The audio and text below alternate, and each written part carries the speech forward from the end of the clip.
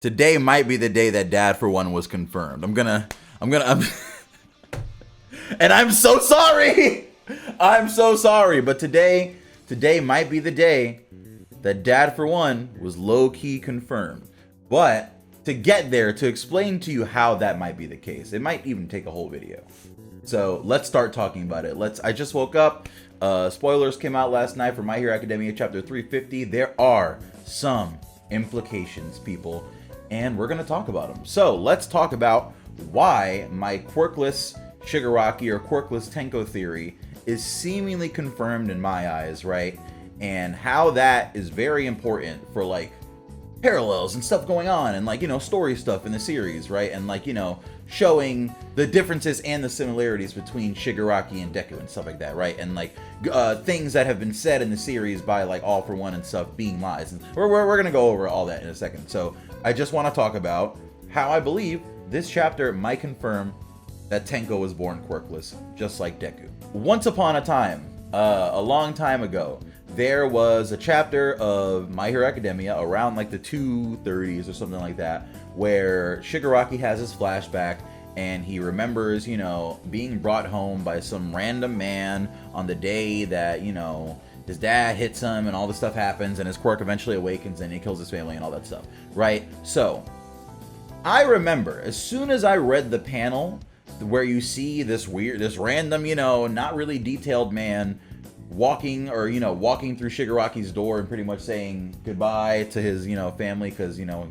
he brought Tenko home because I forgot what the excuse even was. To me, it was very clearly All For One that brought Tenko home, right? Like, and then I remember there being like people who like were talking about it being like a police officer and stuff like that, and it was like, what are you guys doing? No, we're all on board. Like, what do you mean? This is very obvious. Of course it's All For One that brought him home.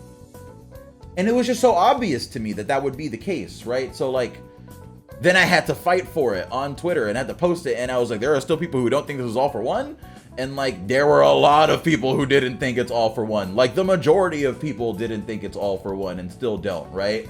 But there's this guy in an all-black suit with a little top hat, and he brings Shigaraki, or I guess Tenko at the time, home.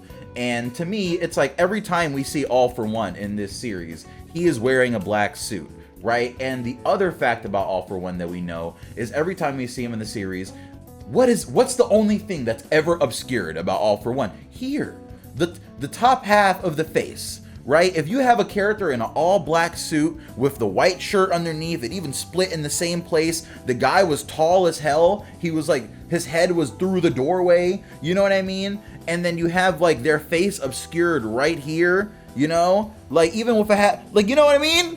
Like this, we know that's All For One. Come on. So the guy turned and he said goodbye and just left the house. Then later, after Tenko uses Decay and his family and everything and is wandering around to town, of course, All For One happens to find him. Oh boy, how that happened. He was watching everything. He was watching the family, like, just randomly that day. No, he planted the seed. He knew the seed of hatred was gonna grow, and then he took advantage of it and harvested it. But how did he do that? And how can we prove it without making grand assumptions from stuff that's not in the source material? Because I know a lot of people tend to think some of my theories are like based on, I don't really understand. No, everything that I think is based on stuff that is actually in the manga. I'm just doing like narrative math is this thing, I guess that's what I call it, right? But like, I'm just piecing things together, and if 1 + 1 = 2, and you know, like, these all have to add together. And that's kind of why this theory relates to the Dad for One theory, because while I was developing both of those theories, like, they kind of link to each other a lot, like a lot.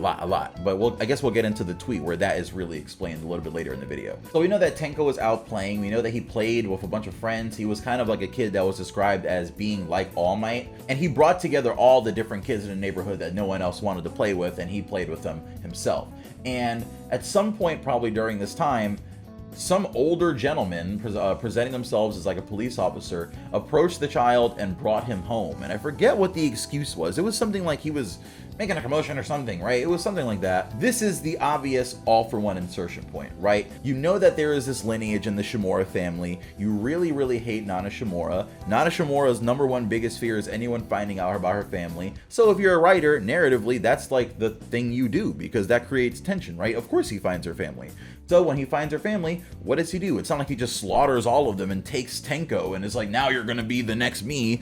That wouldn't really be efficient or the way that All for One does things, right? Like he, as very well explained in My Hero Academia Vigilantes actually, plants a seed of hatred and waits for the perfect moment for it to explode, and pretty much lets people ruin their own lives and takes advantage of it, and then tries to say, hey, I'm gonna fix you, I'm gonna make it all better, you know, you're gonna be this, you're gonna be that. But really, it's all part of his plan to get what he wants. So to me, this is how it goes. At some point, All for One decides that he's going to make Tenko his next successor, right? Or at least one of the candidates. Because of this chapter of My Hero Academia, we actually know there's a lot of different candidates to become the next All for One. Shigaraki or Tenko ended up just being like the main one, right? But All for One at some point knows about the Shimura family. He finds Tenko out playing with someone, you know, playing with friends or whatever, and then he brings him home. He says maybe he was making a commotion, maybe something happened, and as he's bringing him home, all for One had to do at any point during the walk from wherever Tenko was playing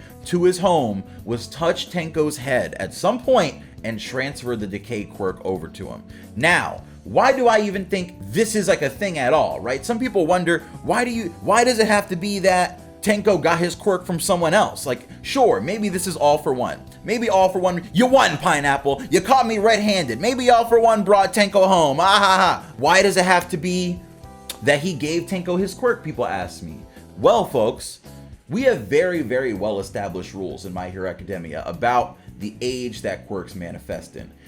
Quirks can manifest as early as literally after birth, like right after birth, as we saw in the first chapter with the shining baby, right? That's an example of like the quickest a quirk is probably going to manifest in a child, right? Because it was a literal shining baby. But that tells us that quirk factors are likely present in a person that has a quirk. They just haven't manifested in a way that they can be used, or they can start, you know, really showing themselves until the age of 4, because we know, as we've been told at the beginning of the series, that the age of 4 is the oldest a person can be and have a quirk manifest. Quirks do not manifest in any character over the age of 4. This is very well established throughout the series. You can see us reminded of it again when Toga goes back home and the age markers on the wall are like age 2, age 3, and then when she hits age 4, they didn't care about counting her age anymore because that's when her quirk manifested.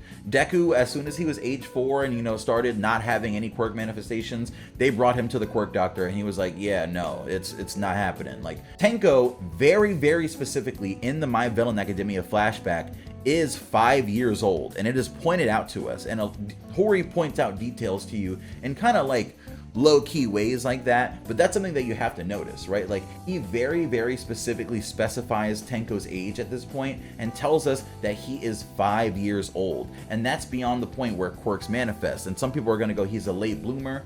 4 is a late bloomer. That's what I'm saying, that like 4 years old is a late bloomer. 5 is like impossible. It does not happen. It's not medically possible. Apparently, in the world of My Hero Academia, from the established lore, for someone to manifest a quirk that they haven't manifested already for the first time. The only other situation where that's happened is Deku, right? Because we know he manifested his quirk in his high school years. But we know why that happened, right? It's because, you know, All Might passed him a quirk. Well, if we're gonna do the parallel, and, you know, to answer the question, I guess, then it would mean that All for One passed Tenko the quirk. To fight against this theory, sometimes people like to say things like All for One said that Shigaraki was born evil, that he was born twisted, or like the itch was his quirk manifesting. And it's like, there's very simple, just kind of common sense solutions around those things. Like, first off, my biggest thing with like the itch that Shigaraki has when he's young and that he has even now is that I don't ever think that it had anything to do with him wanting to hurt people or wanting to like murder and decay people, and I don't think it was his quirk like trying to manifest, right? What I think it was a symptom of stress because he was being abused, and it wasn't happening when he was out playing with friends, when he wasn't home. His quirk wouldn't be choosy and decide when to start, you know, reminding him or manifesting. No, it only happened when his father was around or when he was at home, and it mainly stems from him being denied the potential to be who he wants to be. He is being denied constantly in this house, as he says in the My Villain Academia flashback, the one thing that he wants the most. The one thing that he wants to hear is the same thing that Deku wanted to hear, right? He wanted someone to tell him that he could be a hero, and that's something that was impossible in this household, and that's where that itch starts manifesting. And also it has a lot to do with the abuse that he's going through, obviously, with his dad, because it gets much worse when he interacts with his father, or when he's thinking about, you know, the situation that he's in, and people take that to mean like, yeah, because he's getting angry and his quirk is activating. I always saw the scratching as a symbol of stress, and the reason that he's still scratching and the reason that the itch never really went away is because inherently, I feel like somewhere in his heart, he knows this is not what he's supposed to be doing, right? Like the Tenko is still in there, like I've been saying for a very long time, before we even saw the panel of Deku finding the Tenko in there. The Tenko that is still in there, his inherent wish is to be a hero. That is what he wanted more than anything. That's why when all the hands were grabbing on the Shigaraki, when he was taking the All for One quirk, Nana's hand was the one hand that was like pushing him forward towards All for One, towards the future, because she's like, hey, don't forget who you are and don't forget what your dream was. Like, you wanted to be a hero. It's never too late to be a hero. It's never too late to do something heroic and save people. Don't think you're too far gone. And from Shigaraki's point of view, it's like, hey, everyone ever has denied me what I wanted. This guy has convinced me that this is what I want. And you know what? Even if that's all I have, being convinced that this is what I want, at least this seems achievable. You know what I mean? It's impossible for me to be a hero. Look at the road that I've walked. Look at all the destruction that I've caused right now, right? It's impossible for me to do anything heroic or save anybody. But you know what I can do? I can destroy everything. And that's the dark place that Shigaraki was brought to by All for One. But if you remember, Horikoshi very strongly went out of his way to give us a comparison between Tenko and All Might, by letting us know that Tenko's friends compared him to All Might, right? Like, and even like the parallels between how Tenko was drawn and how Deku were drawn, like, it is very intentional for us to see that Tenko originally started out as a child very much like Deku, right? And it doesn't just stop at their will of wanting to be a hero, it also spreads to them not having quirks, I believe. So once again, I'm posing the question to you guys. Do you think that All for One in this flashback of this chapter of My Hero Academia is the same person that brought Tenko home in the My Villain Academia flashback? I'm gonna link a tweet where I show both panels together, obviously, and you can decide for yourself. But if that is, well then, all for One had to do was go boop, and he would have given Tenko Decay. And that would have explained a lot, actually. That would have explained why it's so suddenly manifested at this just the perfect time, right, for it to manifest. That would explain a lot, actually. But before we go, I want to read a tweet, right, because this is a bridge video. This is a bridge video that I am going to, it's not going to be literally a part 2, but it's something like a part 2, right? But the Dad for One video that I'm probably about to make is kind of like a part 2 to this video. I just want to give you a fun fact. I just want to give you a little bit of fun information. Shigaraki is 21. Deku is 16. Shigaraki got his quirk when he was 5 during an extremely hot day. Summer in Japan is from June to August. Deku was born July 15th. A random man in an all-black suit brought Tenko home the day that his quirk awakened. Now we can assume that that man in the all-black suit is All for One due to the flashback showing that All for One did used to wear an all-black suit and a hat. Hisashi Midoriya is nowhere to be found. How do these things link together? I don't want to hurt anyone's feelings. Well, I have a theory called Dad for One, and it's about All for One being Deku's father. And a lot of people ask me, when do I think All for One abandoned them, if that's what happened, right? And I think that he pretty much saw Deku and instantly could tell that Deku wasn't going to be a quirk user. Or maybe it wasn't something like that. Maybe it could be an even more touching thing where he's like, I'm not going to do this to my son. I'm going to go mess with the Shimuras, right? I hate Nana. Why not use hers? Like, I think something led to All for One choosing not to use Deku, right? And I mean, as just a little aside, I also have a theory about All for One making One for All on purpose, because I feel like he knew his brother had the quirk and he just intended to create something that he could use as pretty much a battery to take later and make himself invincible, right? Because that's the kind of long-running plan that I think All for One participates in a lot. But going back to what I was saying, I think Hisashi slash All for One left and abandoned Deku, you know, somewhere very, very close to his birth, actually. And if you notice the ages between Shigaraki and Deku, they line up for a very, very interesting story if you believe it, right? Because if we're saying that All for One left Deku, or, you know, abandoned the family when Deku was still a baby, let's say, or still like literally newborn, and he just instantly could tell, hey, I'm not doing this, I'm not wasting my time, this kid is not the new me. That same summer that Deku was born is the year that Shigaraki manifested Decay for the first time and mysteriously was brought home by All for One, seemingly. So we have a clear bridge where if All for One did abandon Deku's family the year that Deku was born, right? Because summer in Japan is from June to August, and Deku was born July 15th, and Shigaraki, and it's very specifically says in Tenko's flashback that it was an extremely hot day, right? So I think that would have to be in the summer.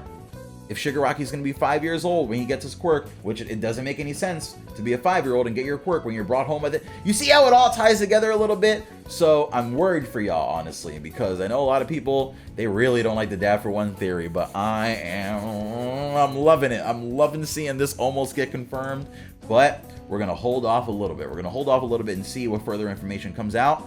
But yeah, what do you guys think? Do you guys think the Quirkless Tenko theory is maybe confirmed? Is it way more plausible now, at least? Can you give me a little bit of that? We don't have to meet the full way, but meet me halfway. Is it more plausible now? Are you more likely to believe in that theory? And if you do, get ready for Dad for One, because they are literally hand in hand. So we're going to talk about it next video, probably.